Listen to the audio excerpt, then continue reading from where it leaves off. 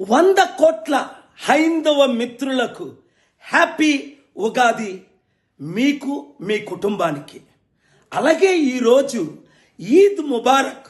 200 దేశాల్లో 200 కోట్ల మంది రంజాన్ చేసుకుంటున్నారు. అయితే విచారం ఏమిటంటే, ఒక నెల్లూరులో ముస్లిం ఉన్నాడు చూసారా, వాడు ఇష్టం వచ్చినట్టు వాగాడు. పాస్టర్ ప్రవీణ్, నీ నాలిక లాగి కోసేస్తాం, నీ గుడ్లు పీకేస్తాం, నువ్వు క్షమాపణ చెప్పు అని. పోలీసులు ఆయన్ని అరెస్ట్ చేశారా ఇంతవరకు?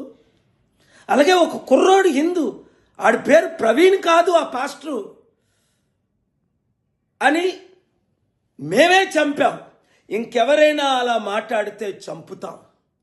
చూసారా, అక్కడ అమెరికాలో టెర్రీ జోన్స్ అని ఖురాన్నే బర్న్ చేస్తుంటే నేను 2011లో ఆపిన సంగతి మీకు తెలుసు. ఇక్కడ హైదరాబాదులో కత్తి మహేష్ అని, రాముడు కరోనా ప్రియుడంటే అరెస్ట్ చేయించాం. బైబిల్లో క్లియర్గా ఉంది, ఇతర దేవతలను దూషించొద్దు, వారిని కించపరచొద్దు. యేసు ప్రభు క్రైస్తవుడు కాదు, హిందువుడు కాదు, మహమ్మదీయుడు కాదు, కానీ సర్వ మానవుల కొరకు ప్రాణం పెట్టిన రక్షకుడు.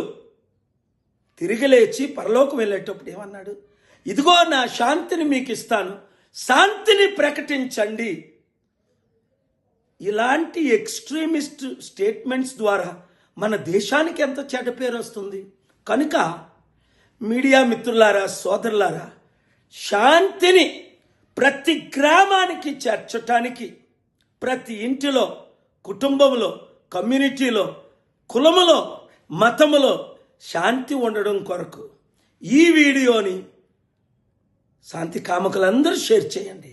God bless you. Peace be unto you.